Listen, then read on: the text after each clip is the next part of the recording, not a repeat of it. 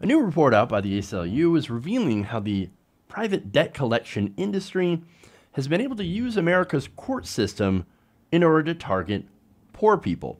Now, according to this new report, private debt collection agencies have managed to manipulate our court system in order to have people thrown in jail for their inability to pay off their debts. Now, they find that the agencies are able to do this by filing lawsuits. Now, you file a lawsuit, and if you're a defendant and you can't go to court, well, then normally they end up winning the case, the person who brings that lawsuit, which is usually the debt collector. Now, after that, debt collectors will ask the court to compel a debtor to appear for judgment debtor examinations. If they do not show up, the debt collectors will often ask the judge to issue a civil warrant so that the debtor can be arrested. So here we go, debtors' prisons. Now, debtors' prisons have been outlawed in the United States since the 1800s. But apparently, thanks to this public-private partnership, debtors' prisons are back. Now, some of you might say, well, oh, great. You know what? You took the debt, then you're going to have to deal with the consequences for not paying off that debt. Well, there's a few things wrong with that argument. According to the ACLU, many of the people who don't show up don't do so because they want to ignore the debt. No, it's because they can't. Let me give you an example. They said our investigation is according to Jennifer Turner, human rights researcher for the ACLU's Human Rights Program.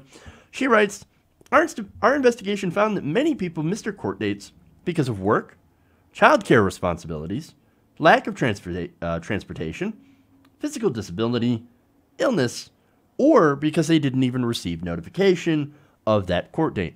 So going to court, especially if you're a poor person, it's hard to do. You're working 2 or 3 jobs. You don't have childcare. You don't have a car. Very, very difficult to get to court over debt collection, which you were unable because you were too poor to pay off in the first place. Now, they found, among other cases, but 2 cases in which elderly women missed their hearings because they were terminally ill. They died shortly after warrants were issued for their arrest. Jesus. Hey, she's terminally ill. Doesn't matter. She didn't pay. She has to pay. She's got to pay these private corporations that now she has a debt for. We went to the court. We went through the legal system. Sad day for you. It doesn't matter if she's terminally ill. It doesn't matter if she has cancer. She's got to pay up or she goes to jail. Go to jail. Jesus, man. I thought we banned this shit, but it's back, and it's bad. According to Turner, the threat of arrest is an incredibly powerful tactic now used by many debt collectors.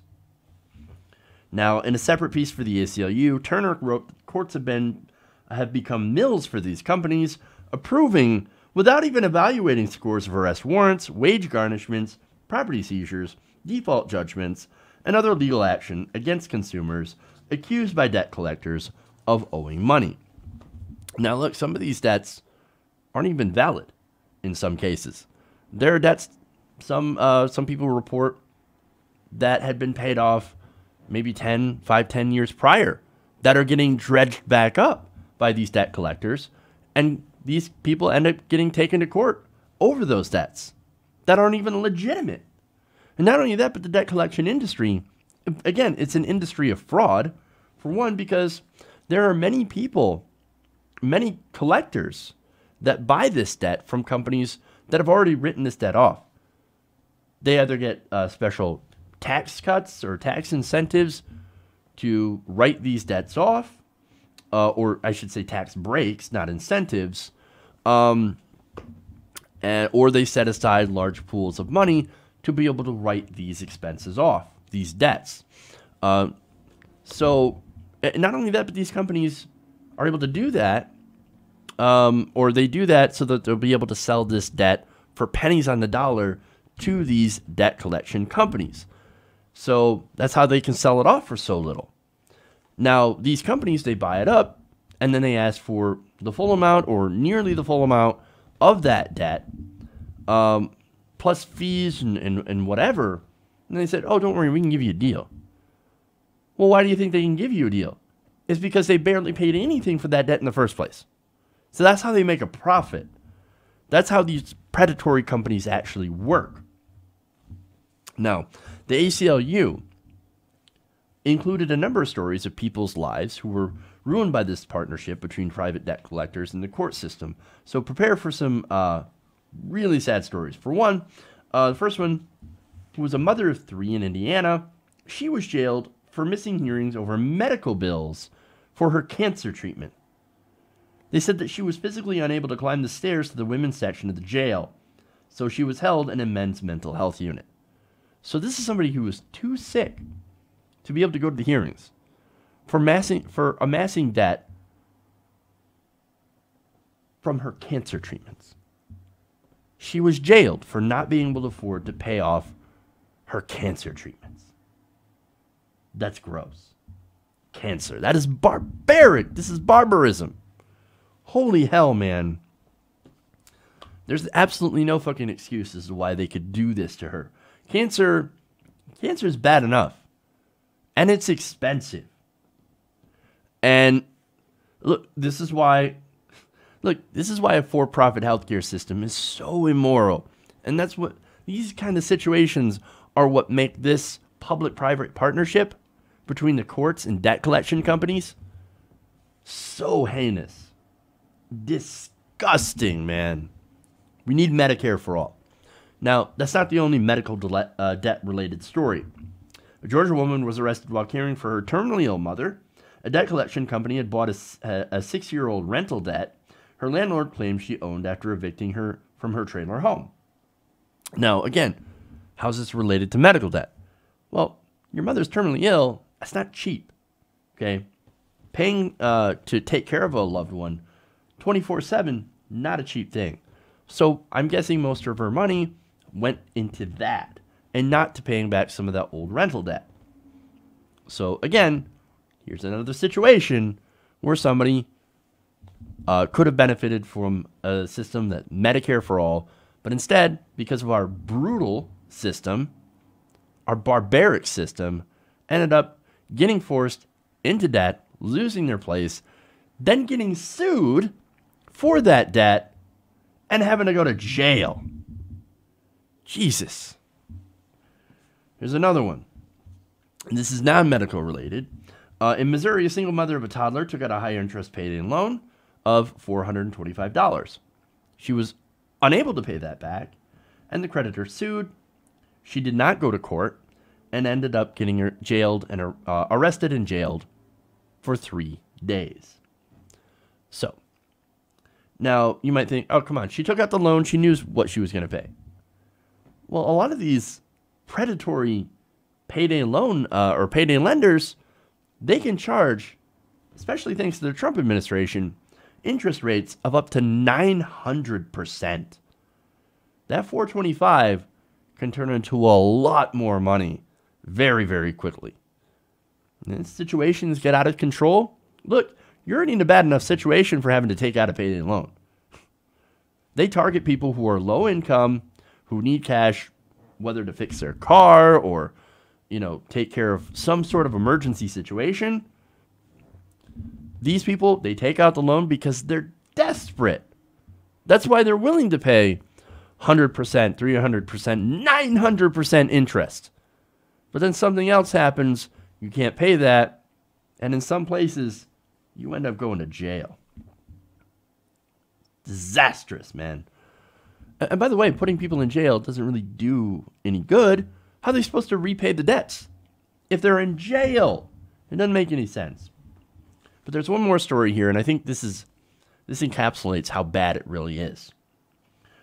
A Utah man committed suicide for failing to appear in court. Now, why did he have to go to court? Well, apparently he had a health issue and took an ambulance. So he ended up having to pay for that ambulance, which is actually incredibly expensive. But he couldn't afford to pay it.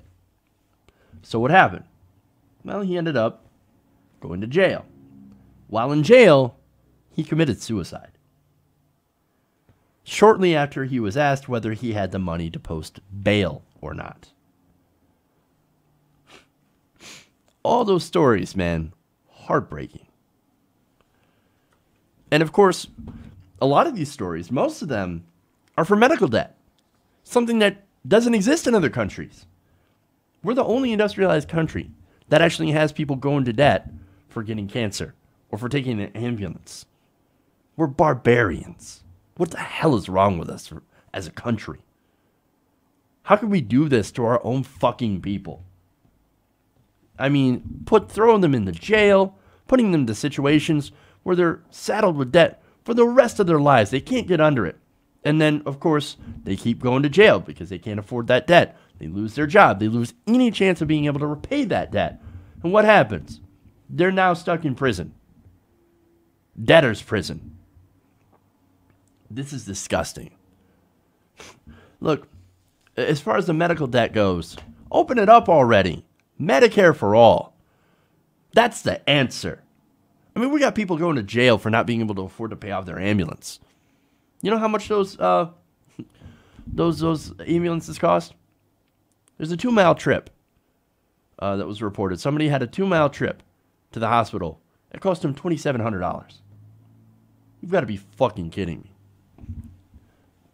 And of course, insurance, even if you have insurance, doesn't necessarily mean that's going to cover the entire ambulance ride.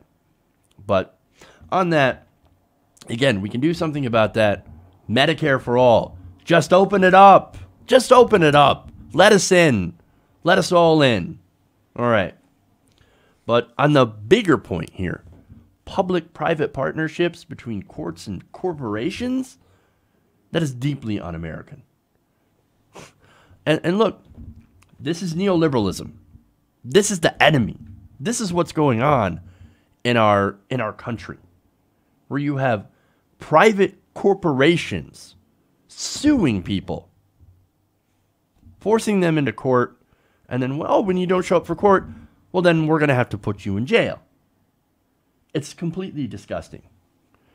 This is corporations taking over the state. We have a word for that. And look, there's a reason that this keeps happening, right? The corporations are squeezing us for everything that we have. I mean, people are going to debt. I mean, look at the reasons why. Our wages are stagnant. We have no guaranteed health care for all. We have no worker protections anymore. Republicans and corporate Democrats have cut that. They no longer support labor unions. You've got college costs that are up over 1,000% than what they were back in the 1960s and 1970s. They're crushing us, man. We literally have the boot of neoliberalism at our throats. How much more are we going to take of this system before we rise up and change it? We got to get rid of these corporatists. We got to vote them out. We got to get them out now. Then we got to get the money out. If we don't, we're going to keep getting crushed. So we got to fight back, man. We've got to fight back. We got to change the system. Hey, everybody. Thanks for watching this video. If you want to see more like this, please hit the subscribe button below. And if you want to support truly independent progressive media, please consider becoming a patron at patreon.com/TYTNation.